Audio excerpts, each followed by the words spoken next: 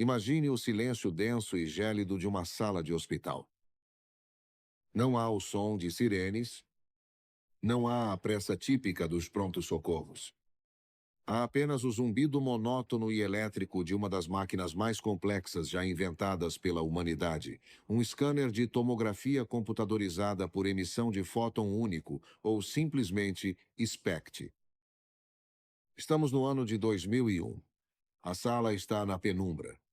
Deitado na maca, deslizando para dentro do túnel magnético, não está um paciente doente, mas sim um monge budista tibetano. Logo depois, no mesmo equipamento, uma freira franciscana tomaria o seu lugar. Na sala de controle, com os olhos fixos nos monitores, está o Dr. Andrew Newberg, um dos neurocientistas mais respeitados da Universidade da Pensilvânia. Ele não estava ali para procurar tumores. Ele não estava ali para diagnosticar lesões. O Dr. Newberg estava prestes a injetar um contraste radioativo inofensivo na corrente sanguínea desses indivíduos com um propósito que faria a comunidade científica prender a respiração. Ele queria mapear em tempo real a topografia neurológica de Deus. Ele queria ver se a fé tinha uma forma física. Ele queria descobrir, afinal de contas, o que acontece dentro do cérebro humano no momento exato em que uma pessoa entra em estado de oração profunda. O que apareceu naquelas telas coloridas de computador não foi apenas uma curiosidade médica. Foi uma ruptura sísmica em tudo o que a ciência moderna achava que sabia sobre a mente humana. Por séculos, desde o Iluminismo, a narrativa predominante e arrogante era de que a oração era apenas um sussurro no escuro, um mecanismo de defesa psicológico para os fracos, uma ilusão reconfortante inventada pelo homem para lidar com o terror do desconhecido e da mortalidade, um mero placebo invisível. Mas a ciência de ponta acabou de descobrir exatamente o contrário. As varreduras cerebrais iluminaram-se com dados inegáveis. A oração não é apenas um diálogo místico com o intangível. A oração é uma cirurgia invisível e altamente precisa no seu próprio cérebro. É um evento neurológico mensurável, poderoso e transformador. Quando você ora, quando você se desconecta do ruído do mundo e foca no divino ou no infinito, você não está apenas tendo um momento de paz. Você está alterando fisicamente a estrutura, a densidade e o funcionamento do órgão mais complexo do universo. Seja muito bem-vindo ao nosso canal. Hoje, nós vamos cruzar a fronteira onde a biologia se encontra com a espiritualidade. Vamos mergulhar nas profundezas da neuroteologia, uma ciência que está provando que fomos literalmente projetados com um hardware capaz de se conectar ao divino. Vamos descobrir como a oração age como um escudo protetor contra o maior vilão da nossa era, e como os antigos filósofos estoicos, sem acesso a nenhuma ressonância magnética, já utilizavam esse exato mecanismo neurológico para forjar mentes inabaláveis no meio do caos e da guerra. Prepare-se. O que você vai aprender nos próximos minutos mudará para sempre a forma como você fecha os olhos.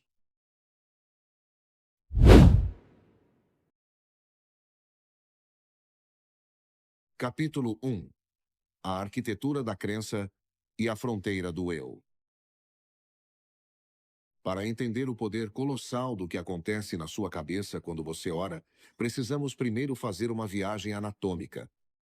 O seu cérebro consome cerca de 20% de toda a energia do seu corpo, apesar de representar apenas 2% do seu peso. É uma metrópole elétrica, com bilhões de neurônios, disparando trilhões de sinapses a cada segundo. Mas, durante a oração focada, essa metrópole muda radicalmente seu padrão de tráfego. O Dr. Newberg percebeu duas mudanças drásticas e imediatas nos cérebros daqueles que estavam orando ou meditando profundamente.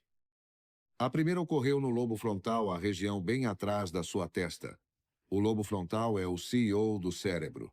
É a área responsável pelo raciocínio complexo, pela atenção, pelo planejamento e pela inibição de impulsos selvagens. Nas imagens do scanner, o lobo frontal daquelas pessoas acendeu como uma árvore de Natal. Ficou vermelho e amarelo brilhante nas telas, indicando um fluxo sanguíneo maciço e uma atividade neural intensa. E isso destruiu imediatamente o mito de que a fé é a ausência de razão.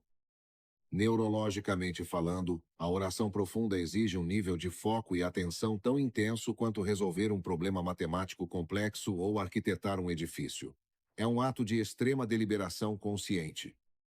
Mas foi a segunda descoberta que deixou os cientistas perplexos. Enquanto o lobo frontal fervia de atividade, uma outra região localizada na parte superior e traseira do cérebro, chamada de lobo parietal, começou a apagar. O fluxo sanguíneo para essa área despencou. As imagens ficaram azuis e escuras. Por que isso é revolucionário? Porque o lobo parietal abriga a área de associação de orientação. É essa parte do cérebro que desenha a linha divisória entre você e o resto do universo. É ela que diz: aqui termino eu, e ali começa a cadeira em que estou sentado. A sala, o mundo. É a sede do seu senso de espaço, de tempo e, fundamentalmente, do seu ego. Quando a oração atinge o seu ápice de profundidade, quando você se entrega totalmente a esse momento de contemplação, o seu cérebro desativa deliberadamente a área responsável pelo seu ego. A fronteira entre o seu eu individual e o universo infinito literalmente desaparece. É por isso que místicos de todas as tradições, monges cristãos, sábios do deserto e filósofos antigos relatam exatamente a mesma sensação. Uma imensa e inexplicável sensação de unicidade. Um sentimento de pertencer a um todo cósmico.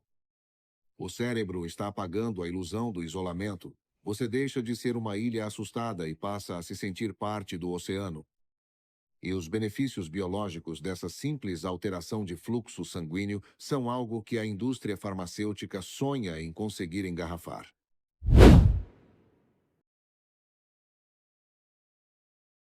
Capítulo 2. O inimigo silencioso e a era do cortisol. Para entendermos a cura, precisamos olhar de frente para a doença.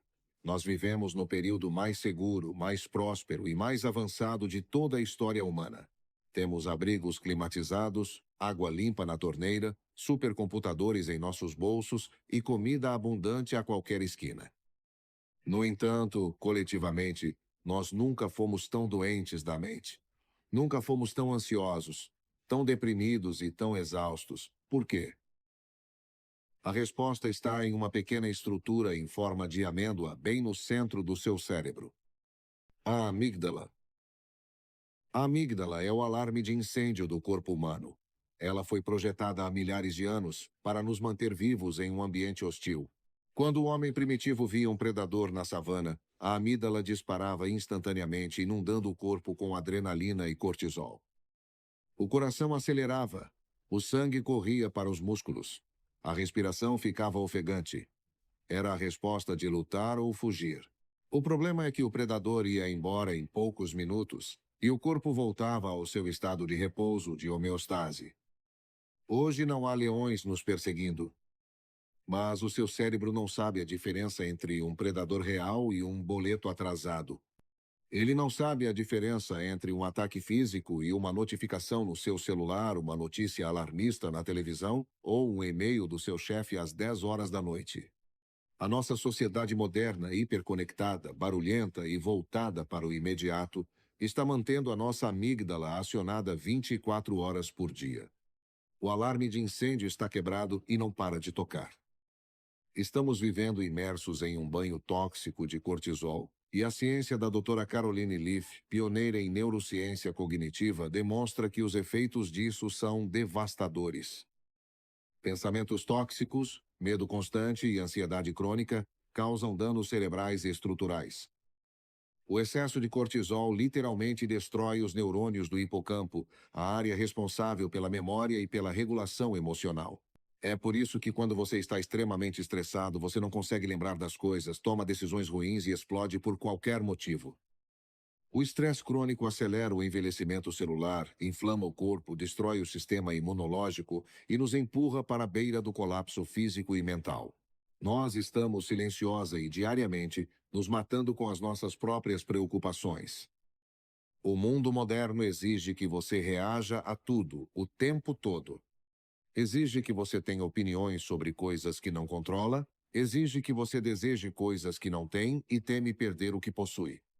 Essa é a receita neurológica perfeita para a miséria. É aqui que precisamos olhar para o passado, para a sabedoria ancestral e resgatar o único antídoto poderoso o suficiente para neutralizar esse veneno moderno.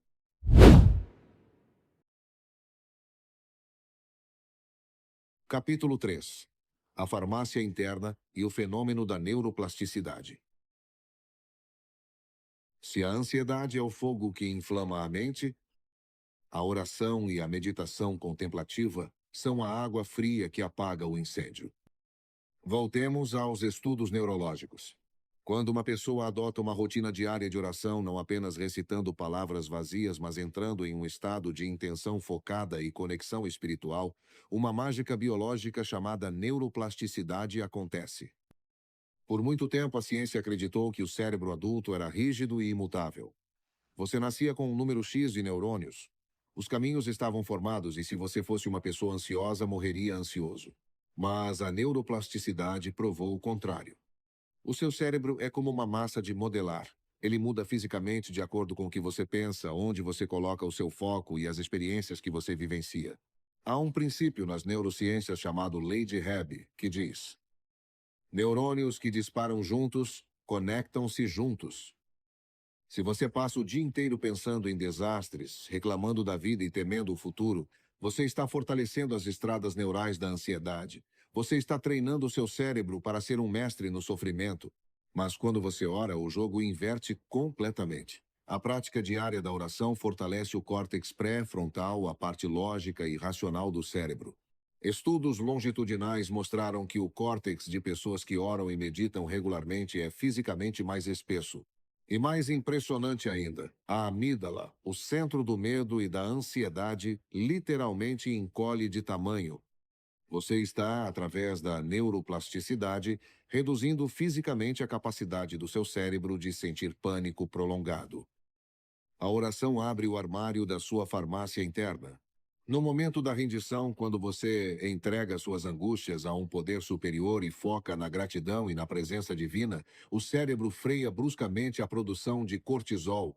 Em seu lugar, ele libera um coquetel potente de neurotransmissores de cura, a dopamina, ligada à sensação de recompensa e bem-estar, a serotonina, que atua como um antidepressivo natural, estabilizando o humor, e o GABA, ácido gama-aminobutírico, um neurotransmissor inibitório que acalma a atividade elétrica do cérebro, agindo quase como um calmante biológico natural. Tudo isso sem prescrição médica, sem efeitos colaterais químicos e de graça. A ciência moderna demorou até o século XXI para descobrir com fMRI e tomografias aquilo que os monges, profetas e santos sabiam há milênios por intuição. A oração cura a carne e a mente. E não foi apenas do âmbito puramente religioso que essa ferramenta foi utilizada para blindar a mente humana contra o inferno da vida terrena. Uma escola filosófica específica fez do treinamento da percepção e do foco a sua maior arma de sobrevivência.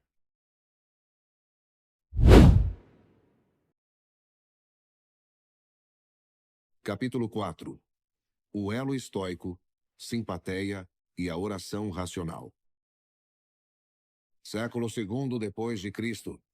Nas fronteiras geladas e sombrias da Germânia, as legiões romanas enfrentam tribos bárbaras em um conflito brutal, ensanguentado e incessante. No centro desse caos, em sua tenda militar, longe dos confortos de Roma, senta-se o homem mais poderoso do mundo, o imperador Marco Aurélio.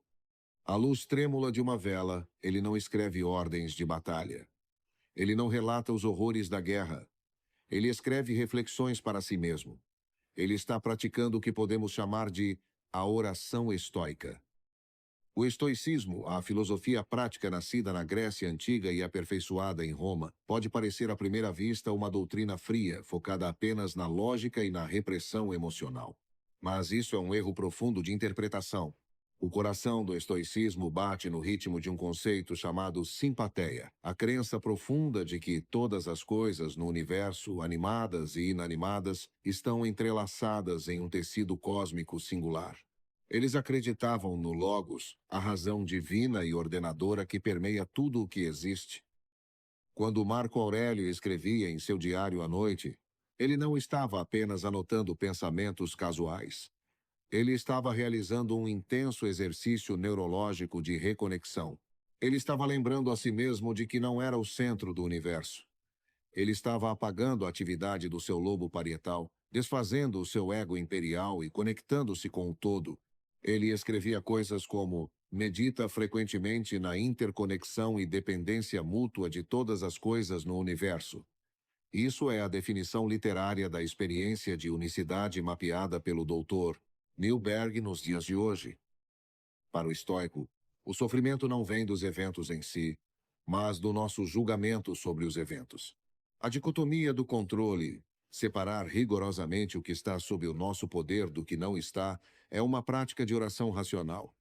Quando você sofre por antecipação, quando você tenta controlar o incontrolável, a opinião alheia, o clima, a economia, a morte, você está torturando a sua amígdala. Você está inflamando seu cérebro com o medo de algo que, muitas vezes, é apenas uma sombra fantasmagórica criada pela sua mente.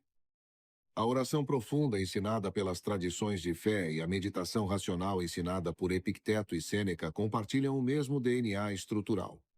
Ambas exigem que você entregue o controle daquilo que não lhe pertence, seja entregando as rédeas da sua vida para Deus no sentido cristão, ou alinhando a sua vontade com a natureza e o destino, como faziam os estoicos através do amor fati, o amor ao próprio destino. Em ambos os casos, o resultado biológico e espiritual é o mesmo. A rendição derruba as paredes da ansiedade. O cérebro respira. A mente se aquieta. Você alcança a fortaleza interior, a tão buscada apatia estoica, que não é apatia, mas sim a serenidade de não ser perturbado por emoções destrutivas.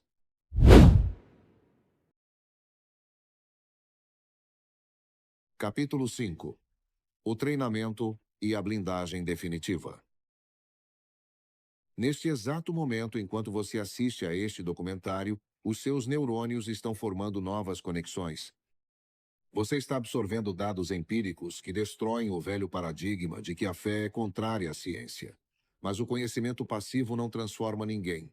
Apenas a ação direcionada, repetida e intencional muda o hardware do seu cérebro. A grande pergunta agora é: como aplicamos isso na nossa realidade caótica? Como criamos essa armadura invisível? O Dr. Newberg descobriu que não é necessário passar 20 anos em um monastério no alto do Himalaia para colher os benefícios da neuroteologia. Os estudos mostraram que, com apenas 12 minutos diários de oração ou meditação profundamente focada, durante 8 semanas consecutivas, a fisiologia do cérebro começa a mudar drasticamente de forma permanente. 12 minutos. Você perde o triplo disso apenas rolando a tela do seu celular mecanicamente, injetando doses cavalares de dopamina barata e cortisol no seu sistema. A prática exige silêncio, exige intencionalidade. Seja através de uma oração contemplativa, focando em palavras de amor, perdão e gratidão a um poder criador, ou através de uma meditação estoica da manhã, alinhando suas expectativas para aceitar o dia com coragem, justiça, sabedoria e temperança. O segredo é o foco singular. Quando outros pensamentos vierem, e eles virão aos milhares, você gentilmente, mas com firmeza, redireciona o seu lobo frontal de volta para o objeto da sua devoção. Cada vez que você faz isso, é como se você fizesse uma flexão mental. O músculo da atenção se fortalece, e as correntes da ansiedade se quebram um elo por vez.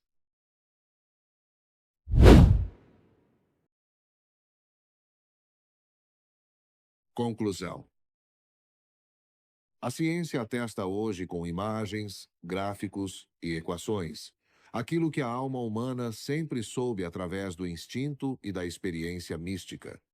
Fechar os olhos, dobrar os joelhos ou sentar-se em contemplação silenciosa, direcionando seu pensamento para algo infinitamente maior do que as suas preocupações cotidianas, não é uma fraqueza ou uma fuga da realidade.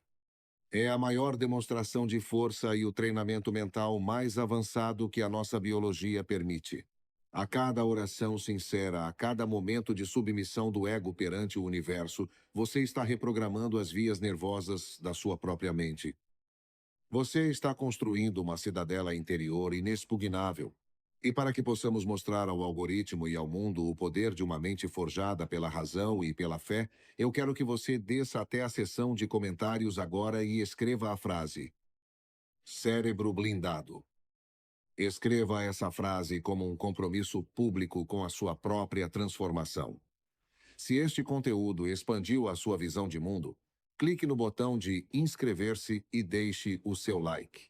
Isso nos ajuda a continuar trazendo a luz do conhecimento, da ciência e da filosofia para as sombras da internet. Hoje à noite, quando o mundo lá fora silenciar, não ceda ao ruído digital. Desligue as telas. Afaste-se das sombras projetadas pelas notícias ruins. Feche os olhos e dialogue com o invisível. Encontre a paz que já foi desenhada milimetricamente dentro de você, esperando apenas ser ativada. Caminhe com sabedoria. E até a próxima jornada.